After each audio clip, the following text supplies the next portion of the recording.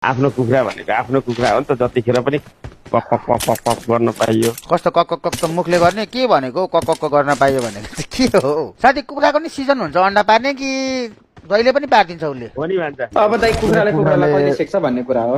होइन जति सेकायो जति भक्क भइ गर्न मिल्यो। कुनै कुखुरा त्यस्तो हुन्छ, सबै कुखुरा त्यस्तो हुँदैन। लोकल कुखुरा कहाँ हुन्छ हौ जहिले जहिले? टसेक न मुजी कुखुरालाई मादर छु। दिन्छ भने। होइन मैले भन्नु खोजेको कुखुरा प्रेग्नेन्ट, अन्डा पार्छ होला यार। मैले भन्नु खोजेको कि मामा कुखुरा प्रेग्नेन्ट हुँदाखेरि कुखुराहरूको पनि त्यो बित्ने चान्स मर्ने चान्स हुन्छ कि हुँदैन? हुन्छ नि भन्छ। हो। के हुने? होइन पहिला खोइ दाइ यहाँ। होइन हौ जस्तै कि पहिला पहिला जमानामा मान्छेहरूको अब कति त्यसरी कति बित्यो नि होइन, अब हजुरआमाहरूको पालाहरूमा हस्पिटल नभएर कुखुराहरूको त त्यस्तो हुन्छ कि हुँदैन भनेको क्या? कुखुराको पनि दाइ आफ्नै आफ्नै होला नि त। कुखुराको हस्पिटलहरू त्यस्तो होला नि त दाइ अहिले त। ए लामो कुखुराको हस्पिटल त हुन्छ कि, तर मैले भन्नु खोजेको चाहिँ त्यो अन्डाको पार्ने सिनमा कुखुरा मर्छ कि मर्दैन भनेको क्या? मर्छ भन्छ। अब त्यो त ओभर ब्लिडिङ कोही बेला अब दाइ अन्डा दिने बेलामा बरु अन्डा गाँडबाट निस्किन भने चाहिँ मर्न सक्छ अड्केर। अन्डा गाँडबाट निस्किन्छ कि टिपुबाट?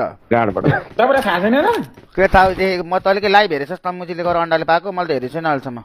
मैले त लाइभ मैले त हेरेको छु हौ दाइ लाइभ।